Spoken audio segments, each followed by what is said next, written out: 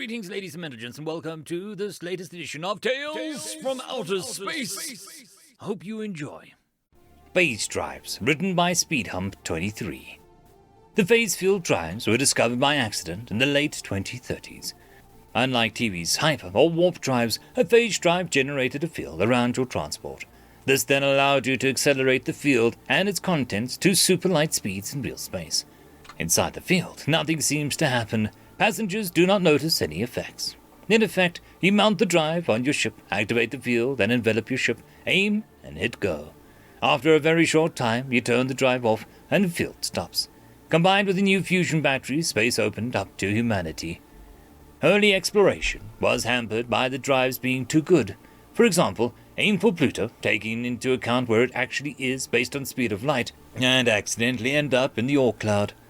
In the next 100 years, humans managed to colonize most of their solar system, putting bases or stations around all major bodies. The phase drive could be adjusted to sizes from up to big enough to take a few aircraft carriers with you, with room to spare, down to a small motorbike. The new field cancels inertia inside the area, and the air trapped inside the field for surface launches was normally enough for the passengers to breathe on even the longest trips to date. The phase drive is almost as good as teleporting over short distances. The shuttle to the Mars main dome landing pad is a small phase drive mounted on a normal passenger wagon, with seats for 10 people and space for luggage. The time from Earth to Mars is less than a second, so you barely even have time to blink before you are there. Early pilots were rather worried about the effects of traveling through something with such high speeds. Luckily, space is rather sparse, and their chance of hitting something rarely comes up. As a precaution, all flight paths were routed through a clear space. It has not been an issue, so far. At least, it wasn't until one fool of a pilot with a phase drive attached to his new Gulfstream and tried to fly to Mima space orbiting Saturn. It was discovered that he had not updated his orbitals, updates the positions of objects in near and far space, resulting in his Gulfstream passing through Iapetus, another moon orbiting Saturn. A fact only realized when the local traffic controller scanned his plane landing at the dome.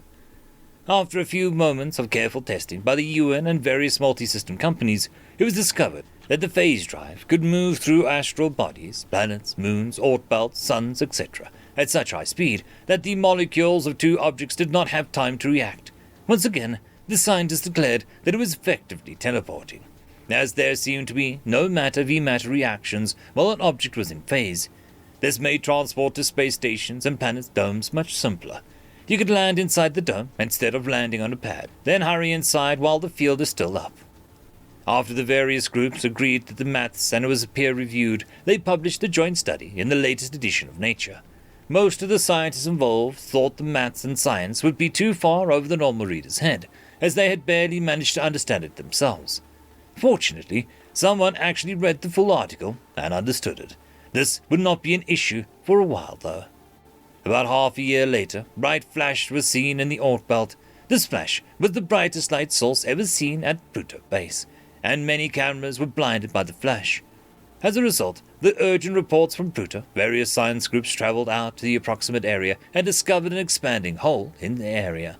The spread-out dust and debris cloud was rather thin here, but you could still detect the remains of several-hour-old expanding shockwave pushing things away. Having measured the speed, force, size, and shockwave of the flash, the assorted scientists suggested that it was probably a small particle of antimatter which hit some real matter. Where it came from was unknown, but many people expressed thanks to the Oort cloud had not intercepted the particle first. The small fleet of scientists in their phase labs prepared to return to the various university stations that they had traveled from. The phase labs were nothing really more than space station habitats with phase drives attached, allowed the scientists to pop out to almost anywhere and have a full lab and secure environment with them. As was standard practice, the phase drives were spooled up on each ship, and the labs leave in order of distance to travel. The two labs heading back to Earth were going to be the first to return, followed by the Mars lab and the Belt one. Moments after the phase drive had powered up the phase field, and seconds before it was heading home, something hit the side of the lab. Luckily, the other labs had spooled their fields up and were just waiting for their turn to leave, so the resulting explosion did not do more than just push them a few AU from their location. The inertial dampening effects of the phase drive saved everyone from being turned into thinly spread red jam inside their ships. The lab hit by the object received enough energy to almost push it halfway to Pluto's orbit. The onboard computers had thought that the phase drive had malfunctioned and followed procedure and intensified the inertial fields and locked the lab into place while they tried to work out what happened. With the various scientists all trying to work out what had happened, the pilots of the labs, yes, they were still called pilots, even if many did not count as real flying, followed the procedures and moved away from the accident/incident zone and conferred. The labs were the best thing to use for this sort of incident. They had more scanners than even they could ever use. Deploying several of their remote scanners, drones, to their previous locations, the pilots wanted to keep their shield up. The telltale traces of antimatter were soon discovered. 2 particles of antimatter being in the same area were very unlikely, so maybe something was throwing them off. It was the Balta pilot who suggested some drones be reconfigured and their phase fields expanded to maximum diameter and overlapped to form the shield for this area. Each drone field would be able to stretch a few hundred kilometers, and the dozen or so they had spare would be able to stay on site for a week or so before needing to phase back to base to restock fuel. Knowing they needed to lock them in place may reduce their life on site to a week. The refuel and redeploy stage would only take an hour there and back.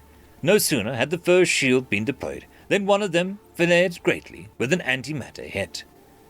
Over the next few weeks, it was discovered that an antimatter particle hit the same area every 3 days. Moving a shield remote outwards by 1 AU resulted in them being able to approximate the speed of particles, which was slightly slower than the speed of light.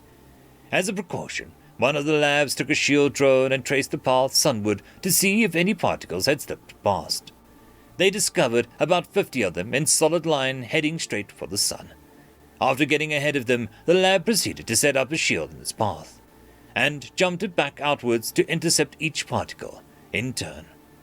Several suggestions on how to capture them for study were considered. One idea, to polarize an area in front of the shield to bounce the particle back, produced an interesting finding. The bounced particle hit the next one, and they both stopped dead in space. Some scientists suggested that this was rather odd, as it implied that they were traveling on the exact opposite courses and had exactly the same anti-mass. Speculation was postponed when the next particle hit them, and they proceeded to then hit the magnetic shield, bouncing back along the line of travel. While the scientists were debating what would happen when the antimatter particles hit their source, the computer was showing more and more particles being added to the clump of antimatter as it was bounced back to deep space. Not only were the group particles heading back out when they hit the shield, but the mass of them coming back in was sometimes accelerated by particles hitting them back to help push. After a few weeks of the trampoline antimatter circus, the delay between when the clump of antimatter hit the shield and was bounced back got longer and longer. After another month, while waiting for the clump to return, there was a massive flash of light which burnt out many of the scanners and woke up a rather bored technician left behind to monitor the shields. Working out the rough distance that the explosion took place, a phage drone was sent to have a look. Passing through the shockwave while in phase, the drone made it near the center of the blast. There was nothing there, just a rapidly expanding ball of particles. The various scans undertaken by the drone were enlightening enough. There were traces of refined materials in the dust cloud. The speculation was that whatever the antimatter clump hit must have been partially shielded from the antimatter, but still taken up by the explosion. Understandably, the scientists were a bit alarmed. Their original speculation was this was a rare natural event and nothing to worry about. As the new phase shields were stopping the antimatter cold, now it was discovered that the source was not natural. A system governments agreed to send all the AI scout drones available out towards a few dozen or so nearby systems in a more or less straight line from Sol to the destroyed ship, towards distant systems, to see if they were inhabited. While pilot ships and special AI scout drones had been used to explore nearby systems for a while, the number of habitable planets found so far had slowed the process. As exploring planets and solar systems still took time and money, even with near-instantaneous travel. When the drone dropped out of phase at the edge of the 15th system in its own projected list, the scanners went wild. They were very weak, obviously artificial, transmissions bouncing around inside the system. The drone's program told it the next step. It started phasing in and out of the entire system, doing a standard new system scan. Once it had explored the entire system, it phased back to Sol system via a dozen other empty waypoints. The next visitor to this system would not be a simple drone. End of story.